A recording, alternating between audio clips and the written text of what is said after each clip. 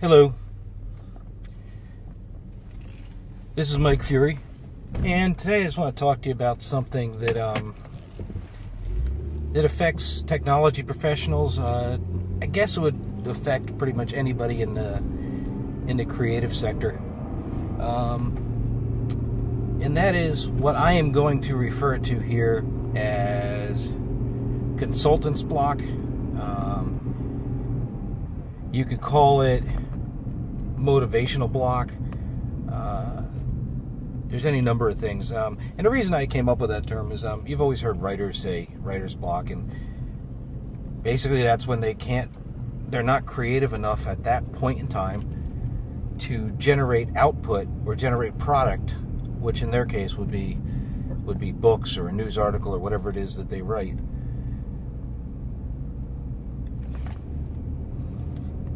In many industries, you've got specified output.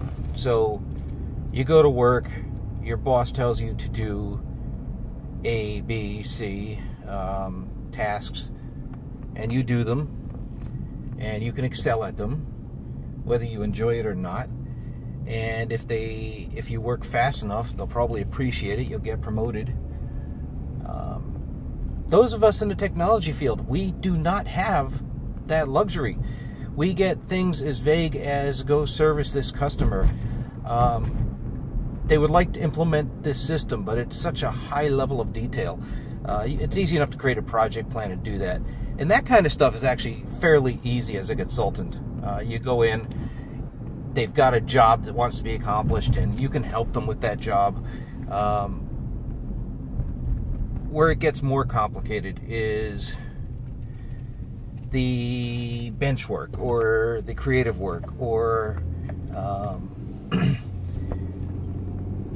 or let's say you have a particular system in your wheelhouse that you're good at. You could have been working on this thing for years, but maybe the system's falling out of favor. Maybe there's something new coming along, and you're finding yourself as a consultant on the bench more than you would like.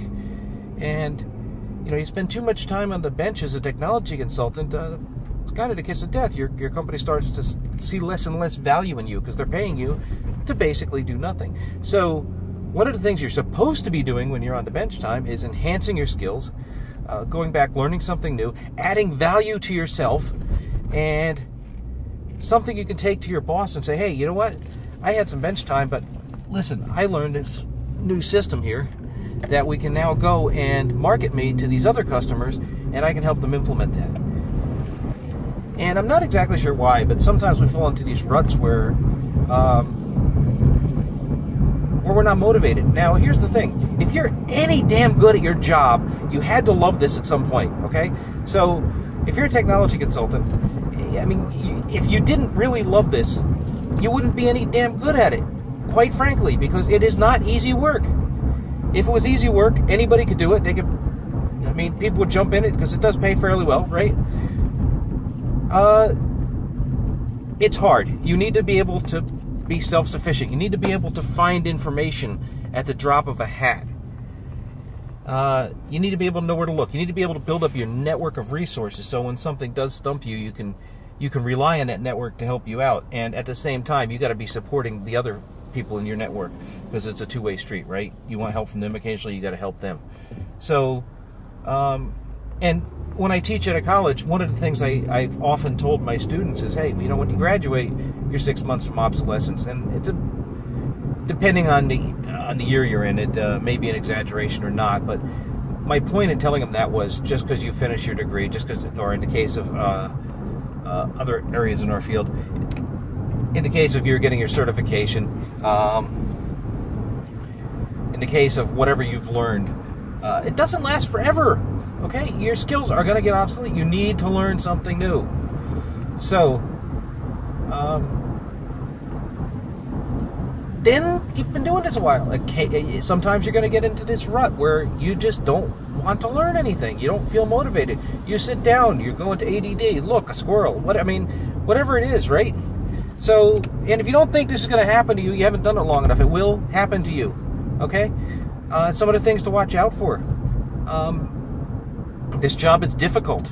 This job is very difficult. It's tough on your family life. It takes a mental toll on you, okay? So you're away weeks on end. You're eating out all the time. Your social network of people you chat to are basically strangers in the hotel bar, as opposed to being with your loved ones. It does wear on you. I've often said also that this job would be an awesome job for a young single guy. Unfortunately, most of the young single guys don't have the skills or experience to do the job.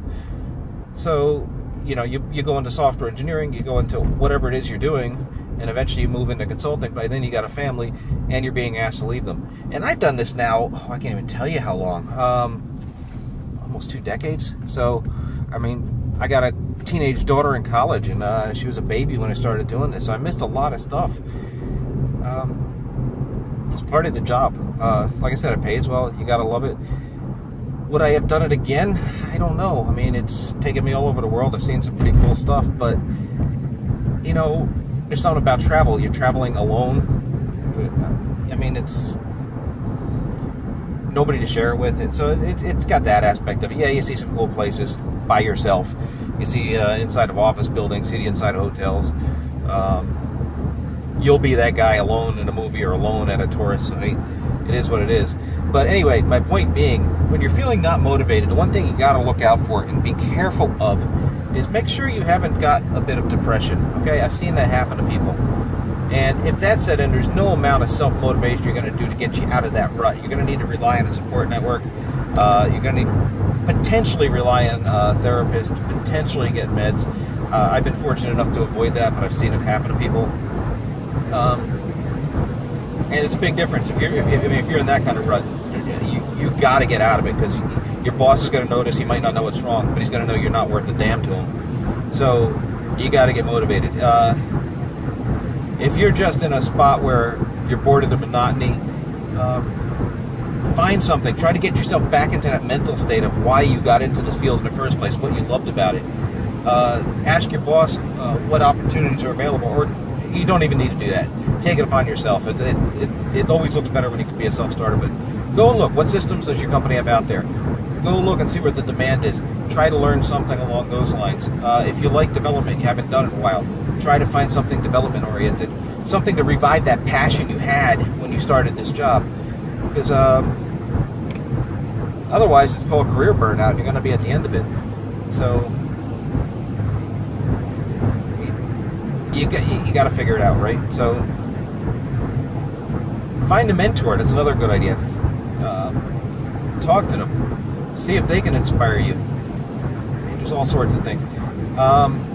One other option, if you've got some vacation time built up, shut down for a week or two. Go somewhere. Hang out by the pool. Forget about work. Just relax. Leave the iPad, the iPhone home. Enjoy time with your spouse or your girlfriend or whatever your significant other is, and have a good time. Come back refreshed. Come back with an attitude that I'm gonna be the consultant I once was. That's really all I got to say about that. It does happen. So if you're watching this video, you may have started watching it because you're in that place. I've been there. I've gotten out of it. Just know you're not alone. I think everybody that's been a technology professional in this field has run into this. So, doesn't mean you're weak. Doesn't mean you're no good at what you do, because clearly, if you've done this for a while, you are good at what you do, or you wouldn't be doing it. It doesn't mean any of that stuff. It doesn't mean anything negative. It just means you're normal. So, just there to tell you, if you want it, there is another side to it. There is an end to the tunnel, and you're going to get out of it, and you're going to, once again, be that killer consultant that you once were.